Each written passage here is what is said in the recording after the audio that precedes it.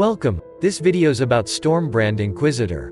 Brands are attachable spells that damage nearby enemies at a very high frequency by firing from enemies they are attached to. With Runebinder you're allowed to place up to 2 of them on a single enemy, but you don't have to cast the spell constantly, use this time to move around in between casts.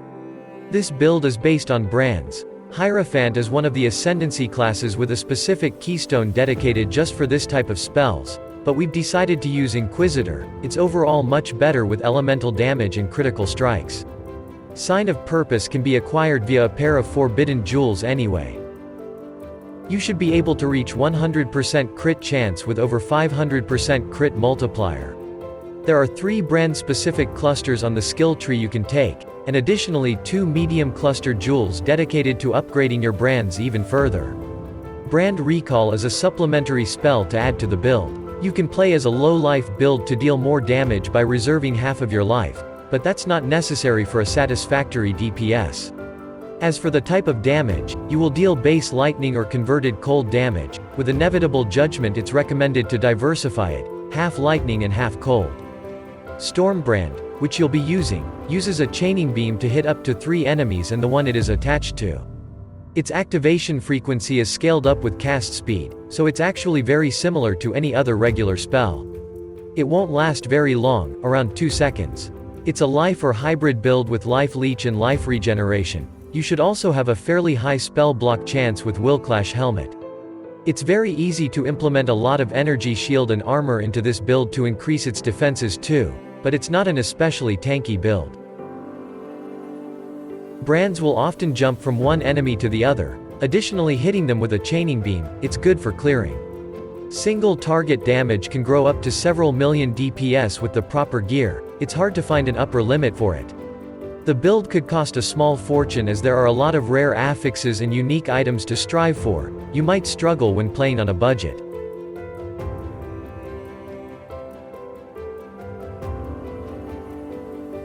All uniques listed can be replaced with rares, but some items are highly recommended. Call of the Brotherhood is the only efficient way to convert lightning damage to cold. You can look for any other uniques that are commonly used in any spell builds with high critical strike chance and skill gem level. Your power charge generation could be insanely fast, so the only downside of the Willclash Helmet is the lack of life and resistances. It grants you a lot of spell block chance, evasion, energy shield, and damage. Heat Shiver could be good after investing more into cold ailments to freeze bosses, so 2 Call of the Brotherhood rings is a must-have. Every build using more than 6 power charges to deal spell damage can use 2 Void Batteries. These might get expensive but you can use rare wands until you can afford them. The Annihilating Light is an extremely powerful weapon for any elemental damage spell build but requires much more elemental resistances, thus more expensive gear. Impulse's Broken Heart is the best unique armor if you lack clear speed, life, and damage. It makes you unaffected by shock. Replica Inya's Epiphany are boots that increase your movement speed, damage, and life regen per power charge with additional bonuses to maximum life and intelligence. The Ephemeral Bond is the best amulet in terms of damage. It also grants you some elemental resistances. The downside of less power charge duration can be an issue if you can't generate them efficiently enough. Call of the Brotherhood is a very popular choice that implements cold damage into the build. It's great for the Inquisitor as now you will be able to chill and shock. Get the Dominus version of Militant Faith to transform the mind over matter into inner conviction. The additional devotion bonuses in the best case can increase your brand and elemental damage. Glorious Vanity, the Doryani's variant, could get you the Corrupted Soul for more energy shield, and if you're not using Militant Faith, definitely go for this jewel instead. On your Forbidden Jewels, you can get the already mentioned Sign of Purpose, Harmony of Purpose to generate all kinds of charges, or Conviction of Power for 4 power and endurance charges. The best aura modifiers to look for on a Watcher's Eye are the ones increasing your crit chance or lighting damage from Zealotry and Wrath. Try to reach 100% crit chance and then invest heavily in elemental spell damage and critical strike multiplier. There should be no problem with getting enough of each attribute, as the level of second wind or life tap support is not that important, but strength and intelligence will affect your critical strike chance. You can dual wield your wands, but a shield or staff is the preferable option for more defenses. Rare Helmet is the best choice for fixing both elemental resistances and dexterity requirements. Blizzard Crown would be especially good as it adds a lot of extra damage. Rare Wand is good for a start. Look for regular spell damage increasing mods and gem level for Stormbrand. One of these wands can increase your gem level of Stormbrand by up to 2, and that would be extremely good.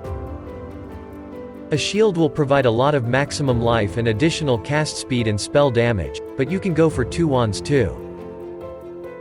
Basically, any armor will do. Just try to get one with the highest life, elemental resistances, and extra critical strike chance for spells. On your boots, get the highest maximum life, resistances, and movement speed bonuses you can afford. Gloves too. Look mainly for defensive stats and then some damage on top of that. Fingerless silk gloves would be the best. On a belt, the regular defensive stats in huge quantities should be enough. Strength is also very easy to get. There are undoubtedly some powerful mods on Crusader-influenced amulets.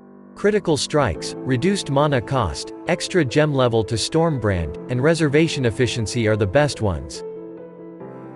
Rings will fix your elemental resistances, attributes, and increase maximum life and crit chance.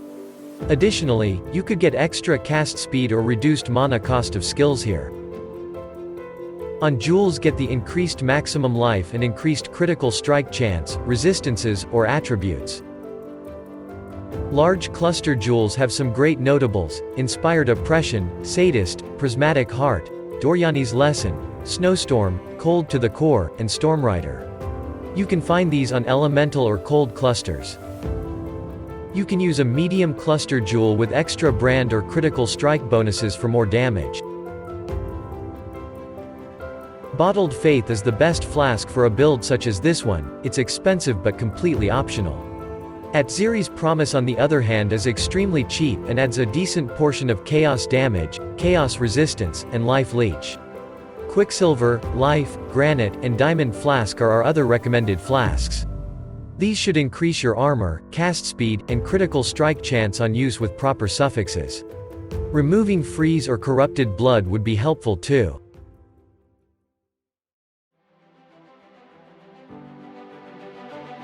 Now let's see the skill gem setups. A lot of players use a helmet with built-in hypothermia and concentrated effect support gems, but such a helmet is expensive.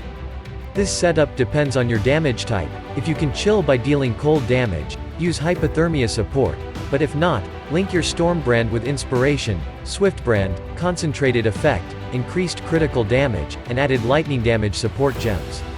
Be sure it has 100% critical strike chance. Brand Recall allows you to recall your brands to your location and make them reattach to close by enemies. Flame Dash is the recommended mobility skill used in this build. Link these two spells with low-level Arcane Surge and Second Wind support. A single cast of one of these spells should activate the Arcane Surge buff. For auras, use Wrath.